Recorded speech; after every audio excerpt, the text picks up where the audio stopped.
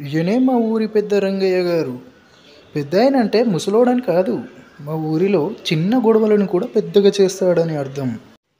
బావబామర్దులైన వెంకట్రావు మరియు సుబ్బారావు ఇద్దరు గొడవ పడుతుండగా, ఏట్రా అబ్బాయిలు గొడవ పడుతున్నారేంటి?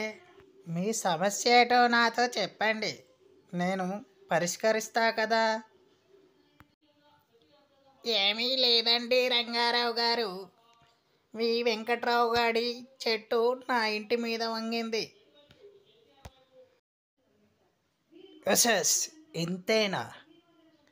అయితే చెట్టుకి వారం రోజులు నీళ్లు పొయ్యకండి. అప్పుడు ఎవరి వైపు ఎక్కువ కాయలు కాస్తాయో వారిదే చెట్టు. అలా తీర్పు చెబుతాడు. అలా వారం తర్వాత చూస్తే ఆ చెట్టు అనేది ఎండిపోతుంది. ఇలానే ఊరి వారందరికీ తిక్కగా తీర్పులు చెప్తూ ఉంటాడు.